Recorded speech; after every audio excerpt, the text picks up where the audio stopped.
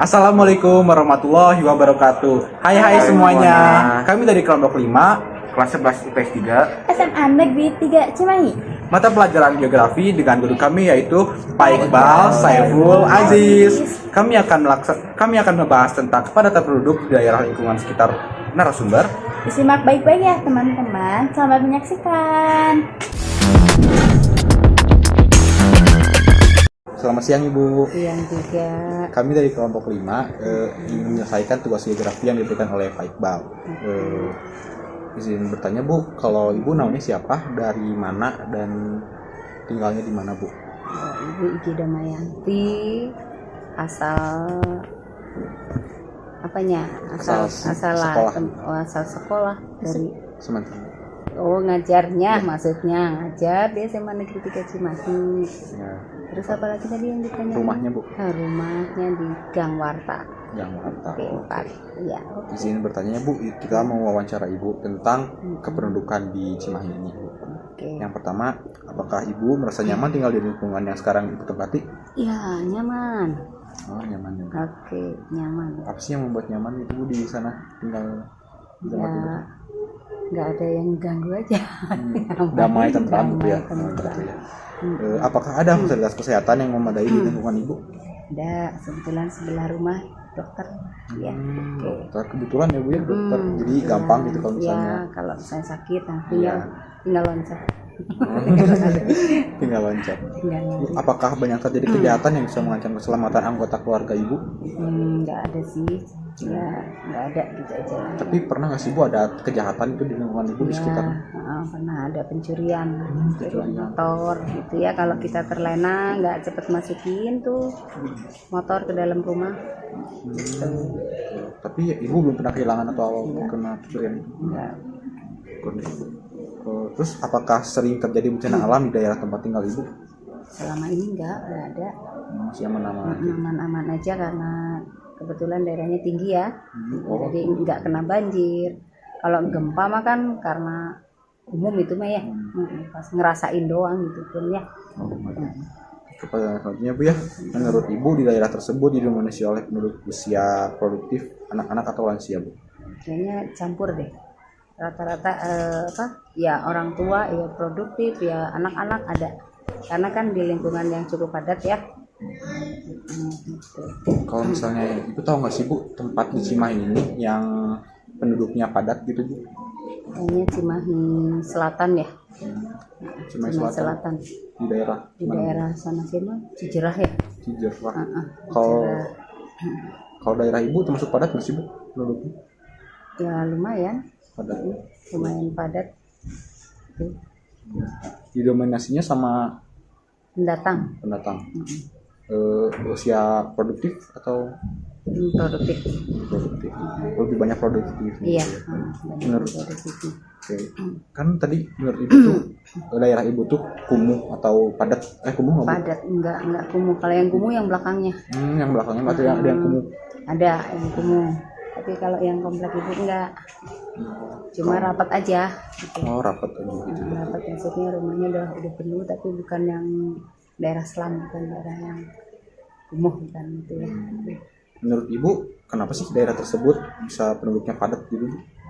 Strategis berarti banyak lowongan pekerjaan gitu. Ya, strategisnya dari jalan raya, mungkin mau buka usaha juga lebih fleksibel gitu ya. Karena buktinya di sekitar itu kan banyak yang jualan.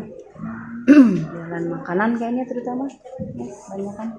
Kalau misalnya itu tuh kan padat juga, terus termasuk nggak sih Bu kalau misalnya biaya hidupnya lebih murah kalau di daerah itu?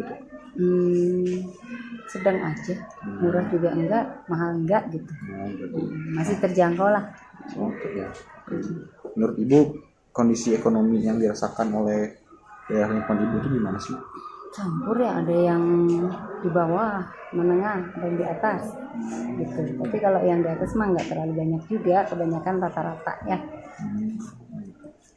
Karena itu para pendatang itu kan paling banyak apa sih?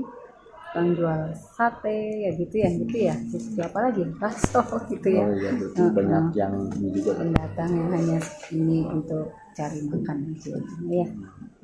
Oke Bu, baik Bu, cuma segitu aja yang kami tanyakan itu kepada Ibu. Terima kasih banyak Bu Igi, guru biografi ya Bu di Semantika. Oke, makasih banyak Ibu. Sama-sama.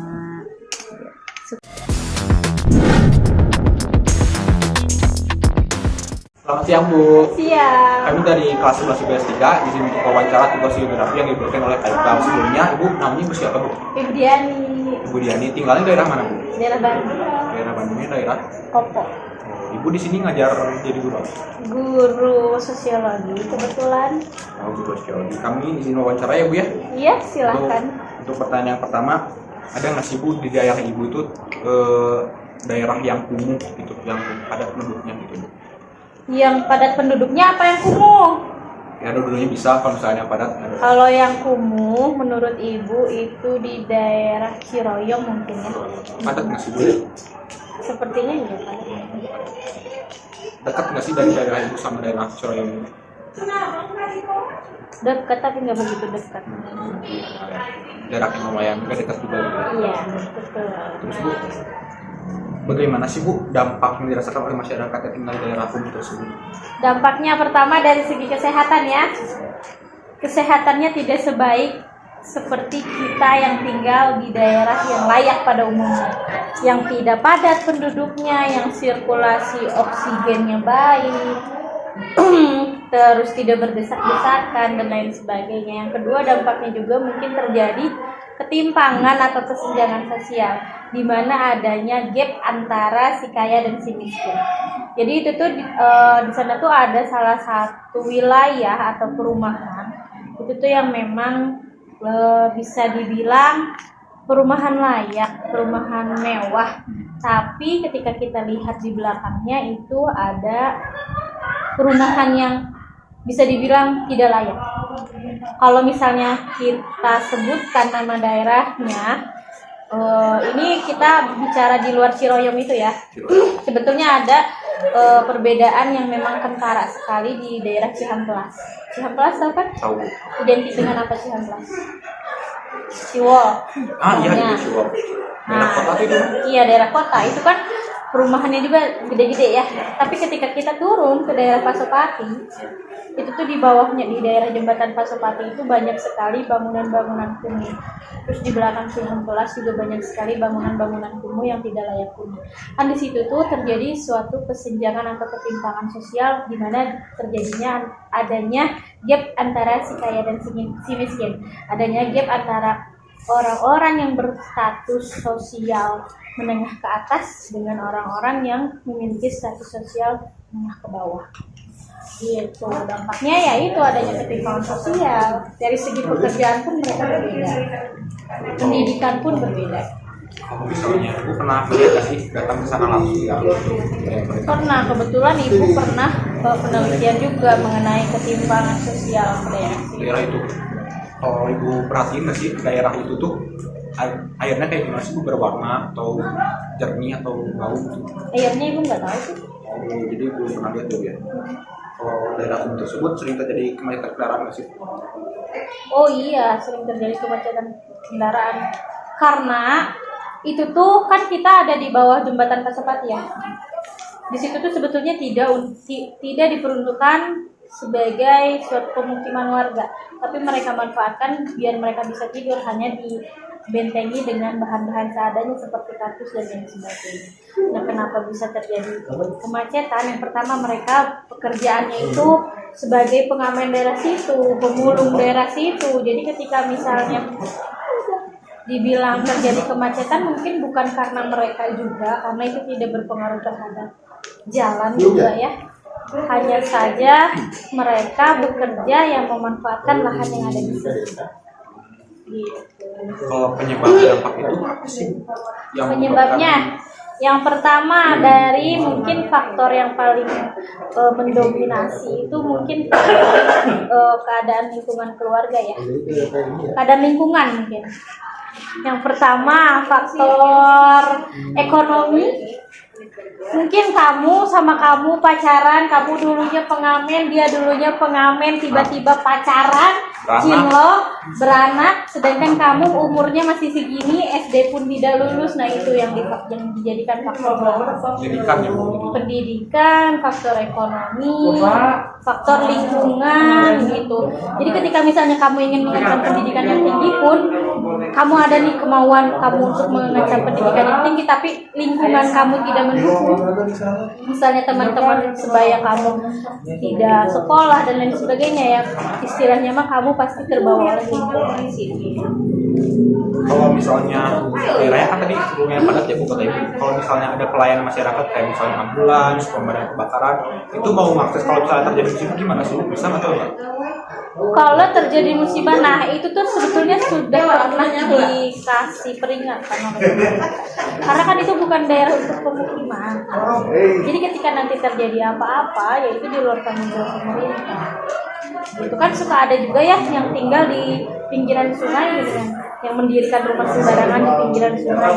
Itu kan selain pemerintah tidak mengizinkan karena itu bukan wilayah untuk dihuni, alasannya itu karena faktor keselamatannya juga.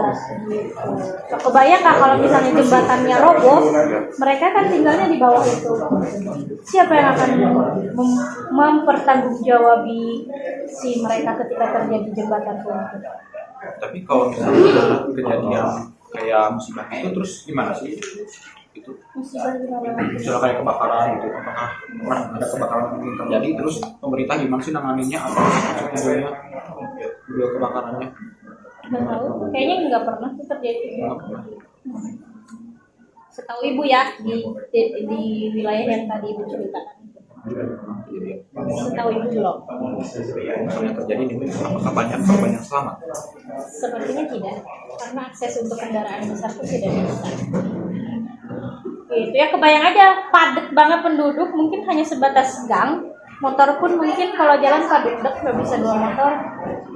Gimana kendaraan pemadam mau masuk? Gimana ambulan mau masuk? Nggak akan pernah bisa. Kalau kita berbicara tentang kepadatan penduduk ya. Oh iya, bukan tadi katanya itu macet ke daerah Jemnya. Apa sih Bu yang bikin daerah itu susah macet? Bukan daerah kumuhnya yang macet, tapi memang jalanannya yang macet. Karena kalau itu daerah kumuhnya itu tersembunyi, tidak menghalangi akses jalan. Gitu. Kalau masalah macetnya mah ya itu mah disebabkan oleh faktor mobilitas masyarakat aja. Baik Ibu, terima kasih banyak atas wawancaranya. Iya. Terima kasih banyak.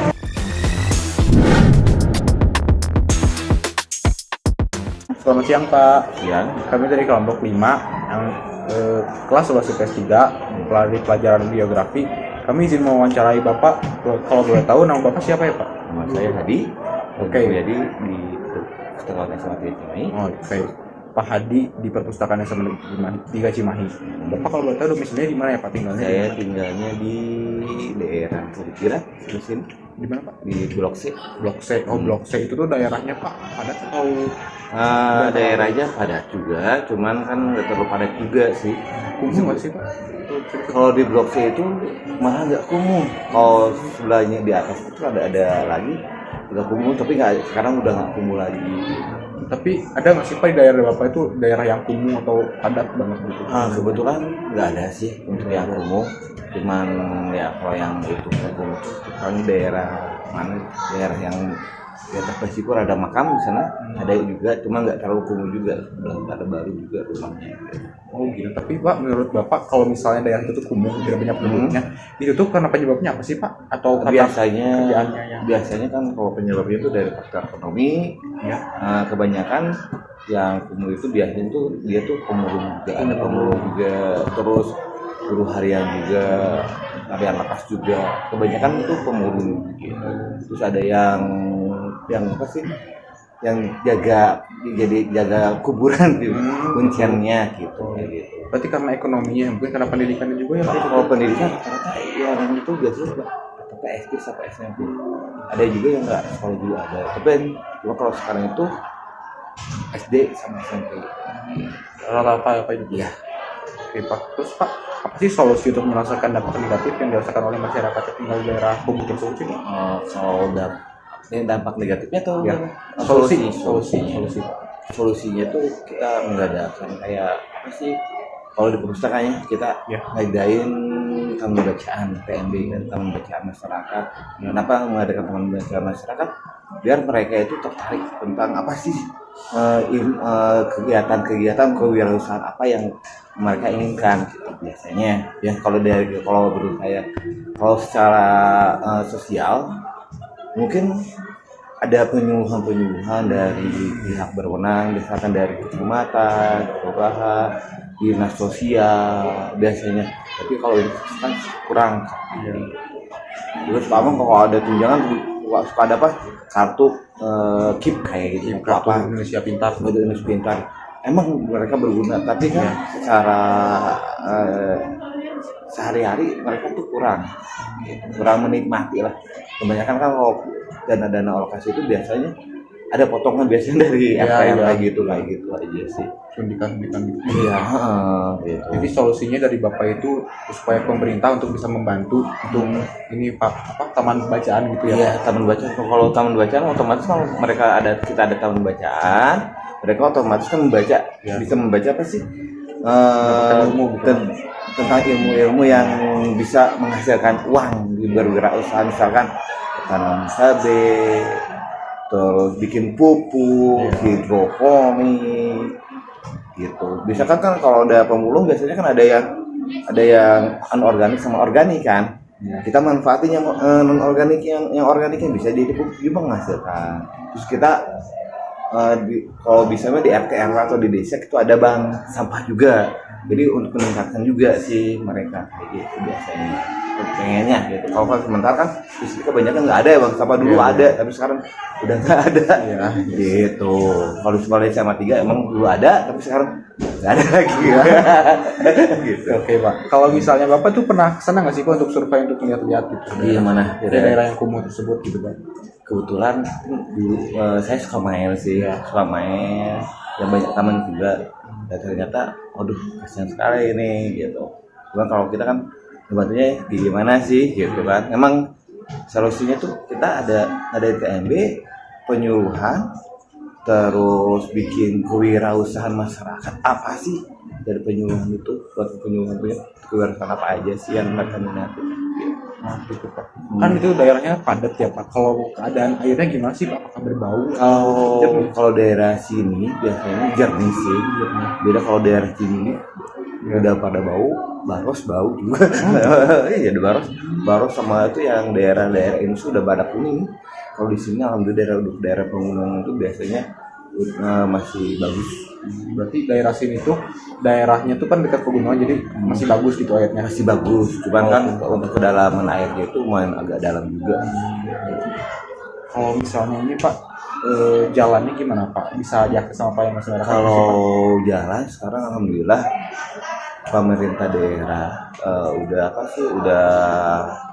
akses untuk jalan tuh udah bagus. Cuman kadang-kadang dulu itu ada, kalau nggak ada banjir, ada air bolong-bolong, tapi sekarang alhamdulillah udah bagus, sudah di beton.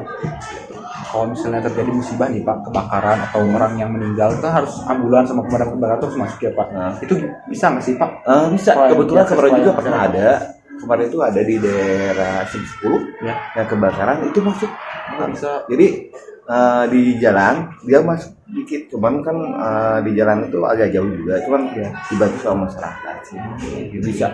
Kemarin ada kebakaran gede. Tahu kan sendiri kebakaran di daerah sini ada.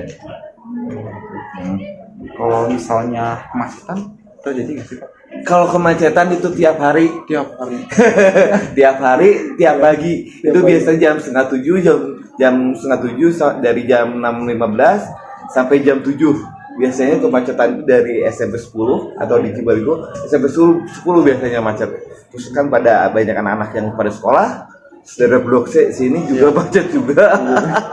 Jadi dari mana-mana gitu Ya di mana-mana. padat juga. Nah, jadi kalau kita kalau mau ke sekolah itu, kalau pagi-pagi sekalian, kalau siang-siang sekalian. Iya. Ya gitu. Jadi kalau ini kebetulan kan banyak yang sekolah dari daerah atas dari itu masuk dari sana. Terus apalagi pabrik. Kalau dulu tuh kan satu arah lebih macet. Kalau sekarang emang macet tapi nggak Nggak separah dulu. Nggak separah dulu, emang macet. Cuman macet 15 menit atau 25 menit. Kalau dulu sampai 1 jam, setengah jam. Gitu. Nah, sebelum COVID ya. Covid ya. Berarti faktor pemicu kemacetan itu gara-gara banyaknya Jadi sekolah ya Pak? ada urbanisasi masyarakat dari, misalkan urbanisasi masyarakat dari dia pengen sekolah di mana, biasanya dia foto dari Bandung Barat, pokoknya ke Cimahi. Bandung Barat itu berarti masih ke Daerah desaan Ciba- gitu ya? Enggak, Bandung Barat itu ada daerah Cibarigo, terus Lembang, Katumiri, gitu kan, itu ada Bandung Barat, cuman batasnya itu dari Blok A, Blok B, gitu, Bandung Barat. Cuman mereka tuh pada kesini, pada ke Cimahi, pengennya kesini. Ke kota gitu ya? Ke kota. Gitu. Jadi kalau di situ ini mah Bandung Barat mah kasih sian gitu. Ya sih pesisian juga. Bandung pesisiannya ya. Nah, iya. Ya. Oke Pak, kalau misalnya kemacetan yang terjadi itu apa sih Pak solusinya supaya Ya kalau solusinya kan gini, untuk pemerintah ya Pak? untuk pemerintah itu ya dulu sebenarnya dulu itu ada solusi, cuman bikin parah. Kalau sekarang emang ada solusi tapi nggak terlalu emang agak parah, nggak terlalu parah sih ya. Cuman kan masih ada toleransinya lah. Karena juga udah ini ya solusinya kan, misalkan anak-anak misalkan diadakan sekolah di tiap daerah itu ada sekolah di negeri, otomatis kan akan dari zona ya udah tuh masuk sekolah. Jadi ya itu mengurangi kemacetan juga gitu. Kalau enak mah pas kalian pada libur enak kosong. Karena nggak ada yang sekolah juga ya Pak? Iya, jadi Kerjanya juga jalan. jadi kebanyakan itu anak-anak sekolah yang bikin macet itu, apalagi angkot, apalagi Iya. waduh, apalagi hari Senin, aduh. Senin tuh udah libur terus sekolah gitu ya? Nah, tuh apalagi kan daerah Pemkot juga kan macet banget. Iya, macet banget. Itu kan faktornya dia pengen ada yang masuk ke kantor, ada yang ke sekolah.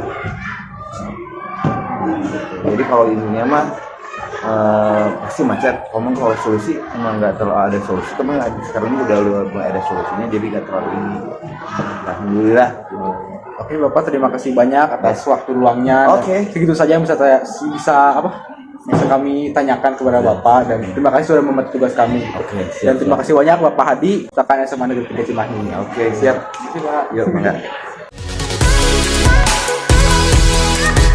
Terima kasih banyak teman-teman karena telah menonton video yang telah kami buat. Semoga teman-teman semua mendapatkan manfaat dari video yang kami buat.